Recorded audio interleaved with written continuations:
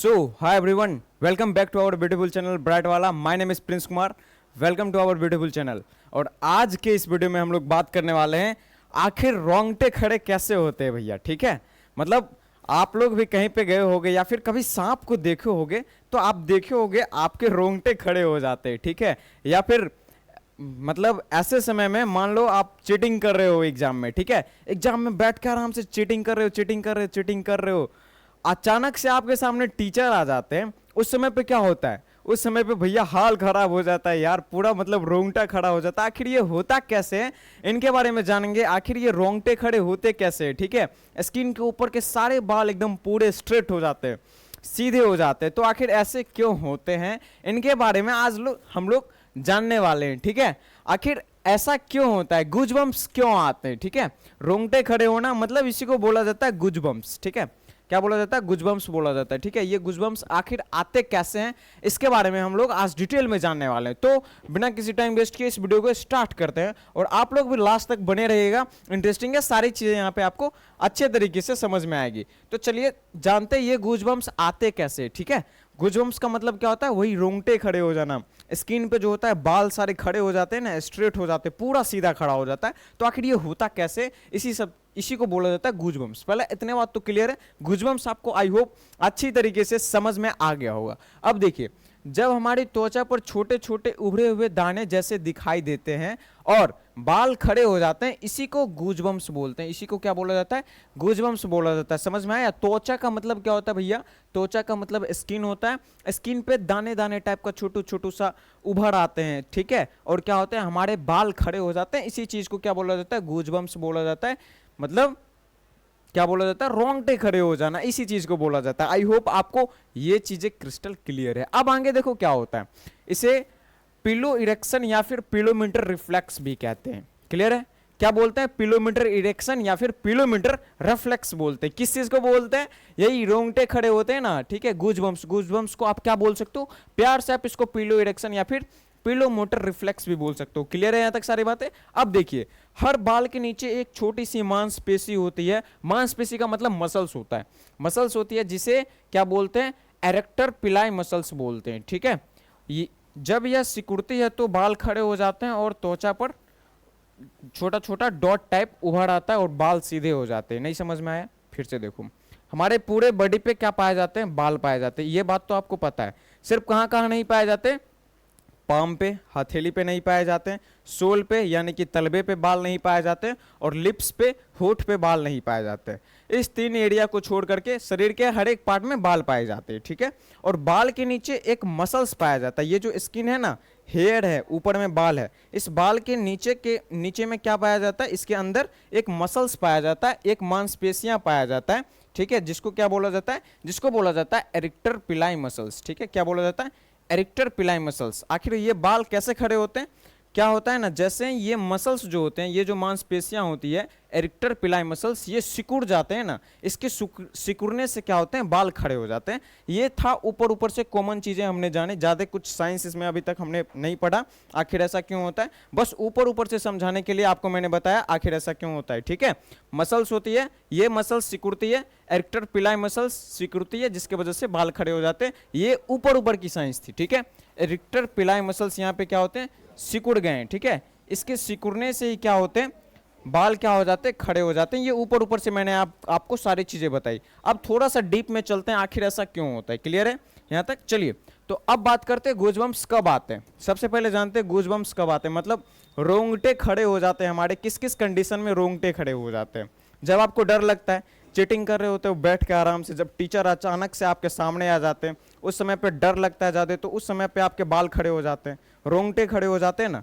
तो गूजबम्प्स कब आते हैं, जब आप डरते हैं उस समय पे आपको गूजबम्प्स आते हैं. ठीक है, और ठंड लगने पर भी आपके रोंगटे खड़े हो जाते हैं.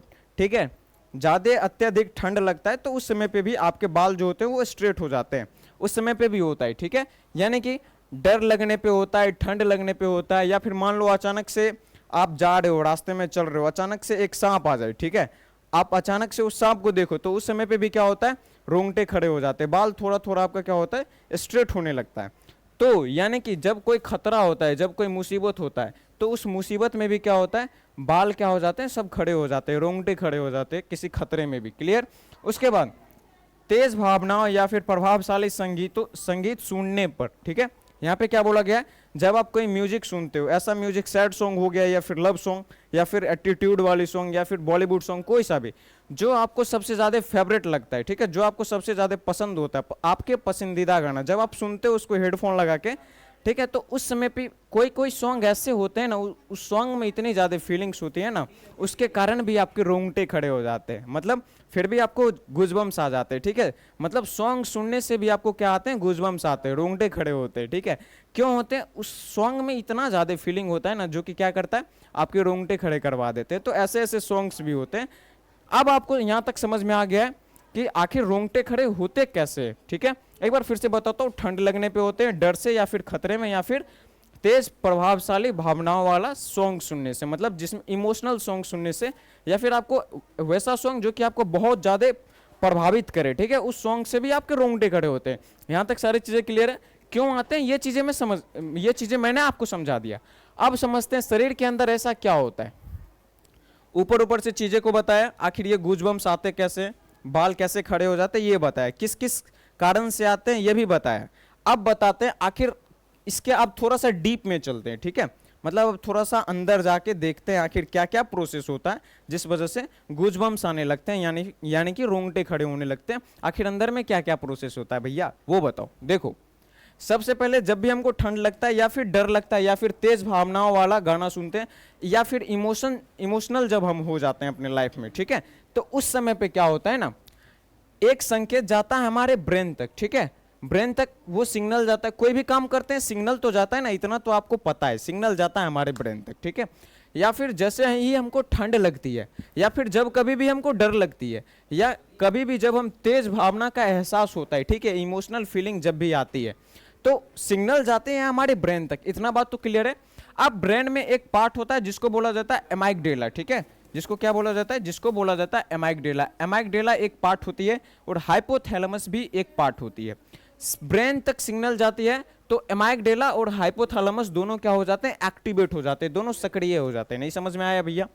ये जो एमाइगडेला क्या होता है भैया ये बताओ। देखो, एमाइगडेला जो होता है ना, ये ब्रेन का एक पार्ट है, ये पूरा इमोशनल कंट्रोल करता है। यानी कि कोई भी आदमी मरता है तो आप रोते हो, ठीक है, वो जो भावना आपके अंदर आई ना, ये भावना जनरेट करवाता है आपका एमाइगडेला, ठीक है, एमाइगडेला का ही काम होता है।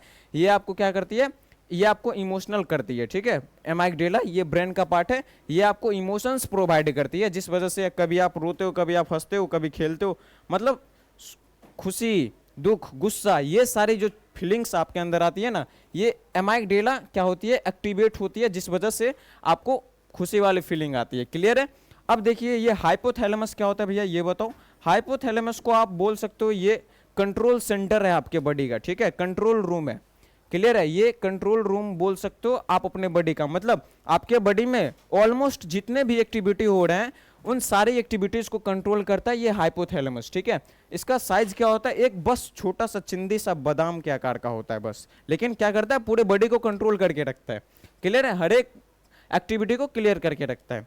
यहाँ तक समझ में आ गया आपको? जैसे ही ठंड लगती है या फिर डर लगती है या फिर जब हम लोग तेज भावनाओं का एहसास करते हैं तो उस समय पे क्या होता है, सिग्नल ब्रेन तक जाता है। ब्रेन में एमाइगडेला और हाइपोथैलेमस होता है, ये दोनों एक्टिवेट हो जाता है, ठीक है। अब क्या होता है, हाइपोथैलेमस जो है ये ऑटोमेटिक नर्वस सिस्टम को सक्रिय करता है, खासकर सिंपैथेटिक नर्वस सिस्टम को, ठीक है भैया। ये समझ में नहीं आया? हाइपोथैलेमस जो होता है ये ऑटोमेटिक नर्वस सिस्टम को सक्रिय करता है, खासकर सिंपैथिक नर्वस सिस्टम को, ठीक है। पहले समझो, हाइपोथैलेमस ऑटोमेटिक नर्वस सिस्टम को क्या करता है, एक्टिवेट करता है। ऑटोमेटिक नर्वस सिस्टम के भी कुछ पार्ट्स होते हैं, उसमें खास करके ये सिंपैथेटिक नर्वस सिस्टम को क्या करता है, एक्टिवेट करता है। अब देखिए, जब सिंपैथेटिक नर्वस सिस्टम एक्टिवेट होता है तो सिंपैथेटिक नर्व्स जो हैं, सिंपैथेटिक नर्व्स जो होते हैं ये शरीर के अलग अलग हिस्सों में संदेश भेजते हैं, ठीक है। अब देखिए, इसके नर्व एंडिंग पे, ठीक है, नर्व एंडिंग का मतलब हमारे शरीर में तो नर्व्स बहुत सारे होते हैं, तो ये सिंपैथेटिक नर्व्स के नर्व्स एंडिंग पे एक नोराड्रेनालिन नाम का एक क्या होता है, एक केमिकल्स रिलीज होता है, ठीक है। इसके नर्व एंडिंग पे क्या होता है, ये नोराड्रेनालिन नाम का एक केमिकल होता है जो कि स्टोर होता है।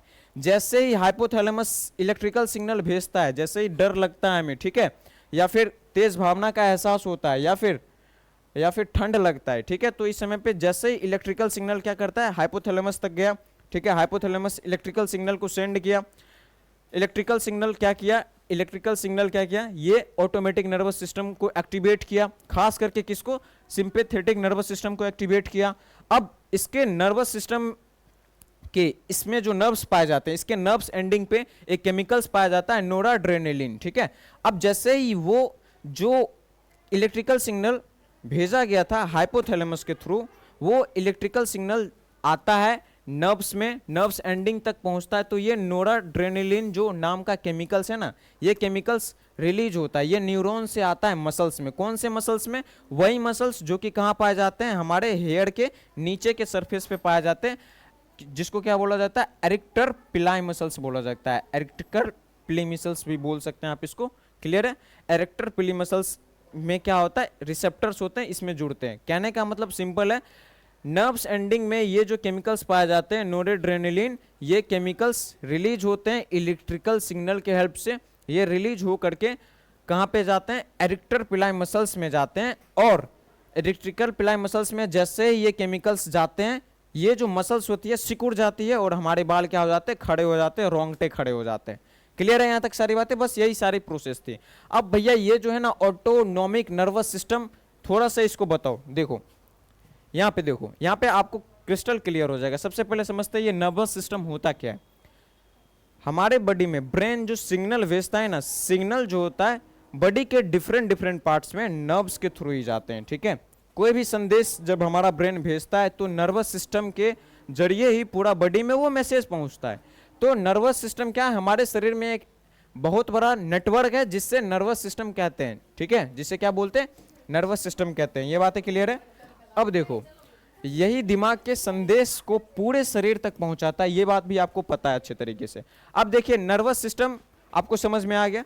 अब इसके दो टाइप्स होते हैं, एक होते हैं सोमैटिक नर्वस सिस्टम और एक होते हैं ऑटोनॉमिक नर्वस सिस्टम। सोमैटिक क्या होते हैं, जिसे हम अपने इच्छा से नियंत्रित कर सके, जैसे कि हम हाथ उठा रहे हैं, हम बोल पा रहे हैं, ठीक है, हम आपको समझा पा रहे हैं, ये मेरे इच्छा से हो रहा है काम, ठीक है। आप साइकिल चला पा रहे हो, आप दौड़ पा रहे हो, आप कहीं भी जा पा रहे हो, कहाँ पे, ये आपके इच्छा से हो रहा है। आपका मन करेगा तो आप करोगे, नहीं मन करेगा तो नहीं करोगे। अब वो अलग बात है कि आप पढ़ाई के लिए नहीं जाते हो तो मम्मी पीटती है, वो अलग बात है। आपको जबरदस्ती जाना पड़ता है, वो अलग चीज है। बट ये सभी चीजें आपके कंट्रोल में है। आप उठना मतलब आप हाथ उठाओगे, हाथ नीचे करोगे, ये सारे आपके कंट्रोल में है, ये सारे इच्छा। ये क्यों होते हैं, सोमैटिक नर्वस सिस्टम क्या करते हैं, जिसे हम अपने इच्छा से नियंत्रित कर सके। जैसे कि हो गया हाथ उठाना, हो गया चलना, हो गया लिखना, हो गया। पहला तो ये होता है नर्वस सिस्टम का पार्ट। दूसरा होता है ऑटोनॉमिक नर्वस सिस्टम, जिसको एएनएस बोला जाता है। सोमैटिक नर्वस सिस्टम को सीएनएस, ऑटोनॉमिक नर्वस सिस्टम को एएनएस बोला जाता है, ठीक है। जो अपने आप काम करता है उसको बोलते हैं ऑटोनॉमिक नर्वस। जैसे दिल धड़कना, ठीक है, सांस लेना, खाना पचना, ये सारे आपके कंट्रोल में नहीं है, तो ये सारे आते हैं ऑटोनॉमिक नर्वस सिस्टम में आते हैं, ठीक है। सीएनएस से सेंट्रल नर्वस सिस्टम वाला मैं बात नहीं कर रहा हूँ क्लास 10th का, यहाँ पे सोमैटिक नर्वस सिस्टम का बात कर रहा हूँ, क्लियर। अब देखिए यहाँ तक आपको सारी चीजें समझ में आ गई। नर्वस सिस्टम के दो type, somatic, autonomic nervous system. अब देखिए ऑटोनॉमिक नर्वस सिस्टम के भी दो पार्ट्स होते हैं, एक होते हैं सिंपैथेटिक नर्वस सिस्टम जिसको एसएनएस बोला जाता है, उसके बाद होते हैं पैरासिम्पैथेटिक नर्वस सिस्टम, ठीक है, पैरासिम्पैथेटिक नर्वस सिस्टम, सॉरी, ये पीएनएस, ठीक है। अब ऑटोनॉमिक नर्वस सिस्टम के भी टू टाइप्स होते हैं। इसे समझिए इमरजेंसी मोड, ठीक है। सिंपैथेटिक नर्वस सिस्टम को क्या समझिए, इमरजेंसी मोड, ठीक है। ये क्या करता है, ये देखिए, जब अचानक कोई खतरा, तनाव या फिर डर हो तो यही सिस्टम सक्रिय होता है। जैसे इसके काम क्या है, दिल की धड़कन को तेज कर देना, सांस तेज करना, पुतलियां बड़ी करना, मांसपेशियां तक ज्यादा खून पहुंचाना, मतलब मसल्स तक ज्यादा ब्लड ट्रांसफर करना, पाचन को धीमा करना, या फिर गूजबम्प्स लाना, ठीक है। ये सारे इनके काम होते हैं, और ये कब होते हैं, इमरजेंसी मोड में एक्टिवेट होते हैं, ठीक है। क्लियर यहाँ तक। ऑटोनॉमिक नर्वस सिस्टम में आते हैं सिंपैथेटिक नर्वस सिस्टम, समझ में आ गया आपका, ठीक है। इसका क्या उद्देश्य है, शरीर को तुरंत एक्शन के लिए तैयार करना, ठीक है। अब दूसरा आता है पैरासिम्पैथेटिक नर्वस सिस्टम, ये समझिए, इसे समझिए रेस्ट एंड डाइजेस्ट मोड, ठीक है। इसे आप क्या समझिए, रेस्ट एंड डाइजेस्ट मोड। कहने का मतलब ये क्या करता है, सिंपैथेटिक नर्वस सिस्टम दिल की धड़कन तेज करता है, सांस तेज करता है, पुतलियां बड़ी करता है, मसल्स तक ज्यादा ब्लड भेजता है। बट ये जो पैरासिम्पैथेटिक नर्वस सिस्टम होता है ना, ये इन सारी चीजों को कम करता है, ठीक है, इसीलिए इसको बोला गया रेस्ट एंड क्या बोला गया, डाइजेस्ट मोड, ठीक है। ये इन सारी चीजों को कम करता है, दिल की धड़कन कम करता है, मतलब खतरे के टाइम में ये सारी चीजें आप में ज्यादा होती है, दिल की धड़कन तेज होती है, सांसें तेज होती है, बट धीरे धीरे स्लो डाउन होती है ना, स्लो डाउन होती है तो ये एक्टिवेट होता है पैरासिम्पैथेटिक नर्वस सिस्टम, जिस वजह से आपकी इन सारी चीजों को, दिल की धड़कन को शांत करता है, ठीक है, पुतलियां को कम करता है, उसके बाद सांस तेज जो आपकी रहती है इसको भी स्लो डाउन करता है, ठीक है, ये सारी चीजें करती है। अब आपको ये सारी चीजें समझ में आ गई है। अब आप थोड़ा सा लिंक करो, हमने क्या बोला था, हाइपोथैलेमस ऑटोनॉमिक नर्वस सिस्टम को सक्रिय करता है, मतलब ऑटोनॉमिक नर्वस सिस्टम आपको समझ में आ गया क्या होता है। नर्वस सिस्टम के 2 पार्ट्स होते हैं, सोमैटिक, ऑटोनॉमिक। सोमैटिक ये क्या करता है, हाइपोथैलेमस ऑटोनॉमिक नर्वस सिस्टम को क्या करता है, एक्टिवेट करता है, ठीक है, मतलब जो अपने आप काम करता है, जैसे कि दिल की धड़कन तेज, ऑटोनॉमिक को एक्टिवेट करता है। अब ऑटोनॉमिक में लिखा हुआ है क्या है, खासकर सिंपैथेटिक नर्वस सिस्टम को, सिंपैथेटिक, ऑटोनॉमिक के टू टाइप्स मैंने आपको पढ़ाया, सिंपैथेटिक और पैरासिम्पैथेटिक नर्वस सिस्टम। तो ये क्या करता है, इस पहले वाले को एक्टिवेट करता है, इमरजेंसी मोड वाले को, ठीक है, जिससे क्या होती है, गुजबम्स आती है, तो होते हैं ना कभी कभी सांस तेज हो जाती है, जैसे कि हम देखते हैं रोंगटे खड़े होते हैं जैसे सांप को देख करके, तो दिल की धड़कन तेज हो जाती है, सांस तेज हो जाती है, ठीक है, मांसपेशियों तक ज्यादा ब्लड आता है, थर थर करने लगते हैं हम लोग, ये सारी चीजें होती है। अब आपको ये वाली बातें समझ में आ गई है, ठीक है, अब आपको ये चीजें समझ में आ गई अच्छे तरीके से। हाइपोथैलेमस ऑटोनॉमिक नर्वस सिस्टम को सक्रिय करता है, खासकर सिंपैथेटिक नर्वस सिस्टम को, ये बात समझ में आ गई, ठीक है, अच्छी बात है, ये चीजें आपको समझ में आ गई, ठीक है। अब इससे होता क्या, एक बार फिर से बताता हूं, इससे सिंपैथेटिक नर्व्स जो होते हैं अलग अलग हिस्सों तक फैल जाते हैं। अब नर्वस सिस्टम है, सिंपैथेटिक नर्वस सिस्टम भी पूरे शरीर में फैले हुए हैं, और सभी में क्या पाए जाते हैं, न्यूरॉन्स, न्यूरॉन्स से ही तो नर्व्स बना है ना, ठीक है। तो क्या होता है ना, न्यूरॉन्स के नर्व एंडिंग पे ये नोराड्रेनालिन नाम के केमिकल्स जो होते हैं ये स्टोर होते हैं, पहले से ये स्टोर होते हैं, ठीक है। इसको मैं आपको समझाता हूँ, जैसे कि ये देख लो, ये जो लास्ट में ये एक न्यूरॉन से सिग्नल यहाँ से आता है, यहाँ से आता है, सॉरी, यहाँ से सिग्नल्स आते हैं, आते हैं और निकल जाते हैं, ठीक है। तो ये लास्ट वाले जो आप डॉट देख रहे हो उसको बोलते हैं हम लोग नर्व एंडिंग, ठीक है। तो इस नर्व एंडिंग पे क्या होता है ना, किसके नर्व एंडिंग पे, सिंपैथेटिक नर्व्स के नर्व एंडिंग पे क्या होती है, एक केमिकल्स पहले से ही क्या होते हैं, एक्यूमुलेट होते हैं, जिसको बोला जाता है, जिसको क्या बोला जाता है, जिसको नोराड्रेनालिन बोला जाता है, ठीक है, पहले से ही एक्टिवेट होते हैं। अब हाइपोथैलेमस के पास जैसे ही सिग्नल जाता है, ये सिग्नल जो होता है, हाइपोथैलेमस को ठंड लगा, हाइपोथैलेमस के पास सिग्नल गया, तो वो क्या किया, एक्टिवेट किया, किसको, ऑटोनॉमिक नर्वस सिस्टम को, सिंपैथेटिक नर्वस सिस्टम को एक्टिवेट किया। अब यही इलेक्ट्रिकल सिग्नल क्या होते हैं, इलेक्ट्रिकल सिग्नल जाते हैं कहाँ पे, यही इलेक्ट्रिकल सिग्नल जाते हैं डेंड्राइट के थ्रू जाते हैं, ठीक है, और यही इलेक्ट्रिकल सिग्नल आते हैं और नर्व एंडिंग तक आते हैं। नर्व एंडिंग में वो केमिकल्स कहाँ पे थे, एक्यूमुलेट थे, स्टोर थे, ठीक है, एक्यूमुलेट थे ना। अब ये जो इलेक्ट्रिकल सिग्नल आते हैं, इलेक्ट्रिकल सिग्नल के आने से क्या होता है ना, यही जो केमिकल्स होते हैं ये कहाँ जाते हैं, मसल्स में चले जाते हैं, ठीक है, स्किन के नीचे वाले जो मसल्स होते हैं ना, इस मसल्स में चले जाते हैं, और इससे क्या होता है, इससे जो हमारा मसल्स होता है ना, वो मसल्स सिकुड़ जाता है, क्लियर। नर्व एंडिंग पे ये वाले केमिकल्स थी नोराड्रेनालिन, जैसे ही क्या आई, जैसे ही वहां पे मतलब इलेक्ट्रिकल सिग्नल आई न्यूरॉन्स में, वैसे ही ये क्या हुआ, यहाँ तक पहुंची नर्व एंडिंग में, तो ये क्या किया, ये गया कहाँ पे, एरेक्टर पिलाई मसल्स के रिसेप्टर से जुड़ गया, ठीक है। मसल्स के पास भी रिसेप्टर होते हैं, मतलब रिसेप्टर इस भाग को बोला जाता है, ये जो देख रहे हो ना, जहाँ से सिग्नल रिसीव करा जाता है, किसी भी चीज को रिसीव करा जाता है, उस पार्ट को बोला जाता है रिसेप्टिकल, सॉरी गलत बोल रहा था, डेंड्राइट, ठीक है, डेंड्राइट इसको बोला जाता है, क्लियर है।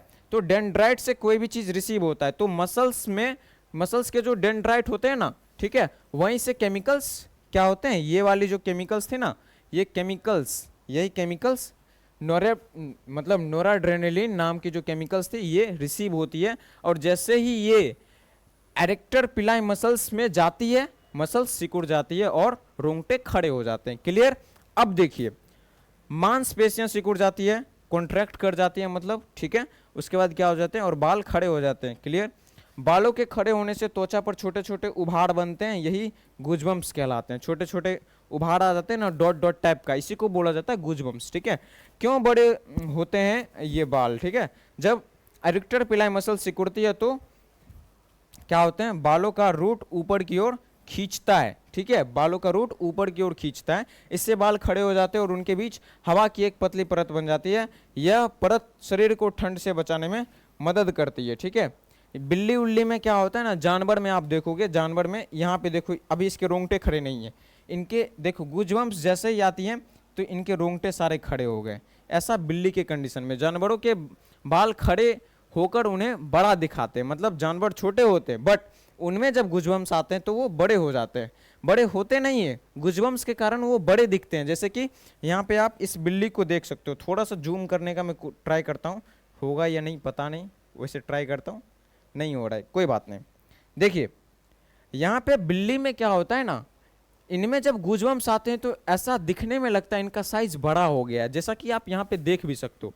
ठीक है, जानवरों के बाल खड़े होकर उन्हें बड़ा दिखाते हैं, जिससे वे अपने आप को मजबूत और खतरनाक दिखा सकते हैं तथा दुश्मन से बचाव कर सकते हैं। मतलब इनमें गूजबम्स, जानवरों में गूजबम्स आना अच्छी बात है। क्यों? इनमें गूजबम्स आने से फायदा है। ठीक है, इनमें गूजबम्स आने से क्या है, फायदा है। क्यों फायदा है? क्योंकि ये गूजबम्स जब इनमें आते हैं तो ये बड़े और खतरनाक दिखते हैं, तो इनके लिए तो फायदा है ना। ठीक है, क्योंकि इससे क्या होगा, ये खतरनाक दिखेंगे तो कोई भी जानवर इससे आके इस पे अटैक नहीं करेंगे। बट हम लोगों में गूजबम्स से कोई फायदा नहीं है। ठीक है, कैसे भैया? देखो ठंड लगती है तो क्या होता है, हीट हमारे शरीर से लॉस होती है, तो उसको बचाने के लिए गूजबम्स आते हैं। ठीक है, ठंड में क्या होती है, ठंड में हमें गूजबम्स क्यों आती है ये बात भी सुन लो। ठंड में क्या होती है ना, ठंड के टाइम में हमारे बॉडी से हीट लॉस होती है, तो इस लॉस ना हो हीट को, इसको बचाने के लिए गूजबम्स आते हैं। ठीक है, रोंगटे खड़े होते हैं। ठीक है, हीट को बचाने के लिए ऐसे होते हैं। बट क्या फिर भी हमारे हीट बच पाते नहीं ना, तो क्या ये हमारे लिए गूजबम्स ज़्यादा यूजफुल नहीं है। बट इसमें एनिमल्स में गूजबम्स सही होते हैं। क्लियर, ये भी चीज़ें आपको समझा दी। अब देखिए यह रसायन नोरेड्रेनालिन क्या करता है, इसका क्या क्या काम है आप ये देखते हैं। यह दिल की धड़कन बढ़ाता है, ब्लड प्रेशर बढ़ाता है, ऊर्जा तेजी से उपलब्ध कराता है, मांसपेशियों को तैयार करता है और एरिक्टर पिलाई मसल्स को सिकुड़ने के लिए प्रेरित करता है। ठीक है, ये इनके ये क्या है, 4-5 काम है, ये इनके क्या है 5 काम है। ठीक है, 5 काम है जिसमें क्या करते हैं, अलग अलग केस में अलग अलग काम करते हैं। जैसे कि गूजबम्स के केस में ये क्या करते हैं, एरिक्टर पिलाई मसल्स को क्या करते हैं, सिकुड़ने के लिए प्रेरित करते हैं, मतलब उसको सिकुड़ने में हेल्प करते हैं। क्लियर है, तो ये थी इसकी काम। अब यहाँ पे देखो गूजबम्स कितनी देर रहते हैं ये भी सुन लो। यह कुछ सेकेंड से लेकर कुछ मिनटों तक रह सकते हैं। जैसे ही शरीर को लगता है कि अब खतरा टल गया है या ठंड कम हो गई है, भावनात्मक उत्तेजना कम हो गई है, सिंपैथेटिक नर्वस सिस्टम शांत हो जाता है।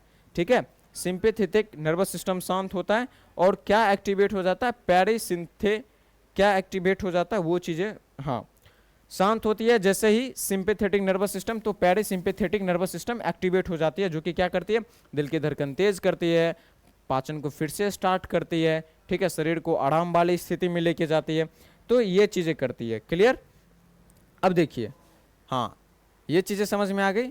नोराड्रेनालिन का प्रभाव कम हो जाता है, मांसपेशियां ढीली पड़ती है और बाल फिर से सामान्य हो जाते हैं। ये चीज़ें यहाँ पे आपको जानने को मिली। अब पूरी प्रक्रिया एक नज़र में देखते हैं आखिर सारी चीज़ें कैसे हुई। देखो, ठंड लगा, डर लगा, तेज भावना आया, एमाइगडाला हाइपोथैलेमस एक्टिवेट हुआ। फिर से सुन लो, लास्ट में बता रहा हूँ, उसके बाद वीडियो खत्म होगा। ठंड लगा, डर लगा या फिर तेज भावने वाले फीलिंग्स आई तो क्या होती है, एमाइगडाला हाइपोथैलेमस एक्टिवेट करते हैं। एक्टिवेट करने पे सिंपैथेटिक नर्वस सिस्टम क्या होते हैं, एक्टिवेट होते हैं। ठीक है, इससे क्या होता है, नर्व एंडिंग से नोराड्रेनालिन जो कि स्टोर होती है, इलेक्ट्रिकल सिग्नल आने से क्या होती है, वो क्या होती है, एक्टिवेट हो जाती है, मतलब वो रिलीज हो जाती है। रिलीज होने के बाद वो कहाँ जाती है, एरिक्टर पिलाई मसल्स के रिसेप्टर से जुड़ जाती है। ठीक है, उसके बाद क्या होता है, मांसपेशियां सिकुड़ जाती है और बाल खड़े हो जाते हैं और त्वचा पर छोटे छोटे उभाड़ बनते हैं, यही गूजबम्स कहलाते हैं। बस यही थी सारी प्रक्रिया गूजबम्स की। अब देखिए, यानी पूरी प्रक्रिया ठंड, डर, तेज भावना लगा, एमाइगडाला हाइपोथैलेमस क्या हुआ, ये एक्टिवेट हुए, सिंपैथेटिक नर्वस सिस्टम को एक्टिवेट किया, नोराड्रेनालिन रिलीज हुआ। इससे क्या हुआ, रिसेप्टर्स जो थे एरिक्टर पिलाई मसल्स के, ये उसको रिसीव किए, इस केमिकल्स को रिसेप्टर रिसीव किए, मसल्स क्या हुआ, कॉन्ट्रैक्ट हुआ, बाल खड़े होते हैं और त्वचा पर उभाड़ बनते हैं। गूजबम्स ऐसे ही आते हैं। तो ये सारी प्रोसेस थी। आई होप अब आपको अच्छे तरीके से समझ में आ गया होगा गूजबम्स कैसे आते हैं, ठीक है। अब एक लास्ट में आप लोग कमेंट में ये बताइएगा लास्ट टाइम आपको गूजबम्स कब आया था, क्या आपको याद है, ठीक है। तो एक बार लास्ट में आप लोग बताइएगा गूजबम्स कब कब आया था आप लोगों को, ठीक है। रोंगटे खड़े लास्ट टाइम आपके कब हुए थे, एक बार नीचे कमेंट में बताइएगा, ठीक है। तब तक के लिए टेक केयर, बाय बाय, मिलते हैं नेक्स्ट वीडियो में, बाय बाय।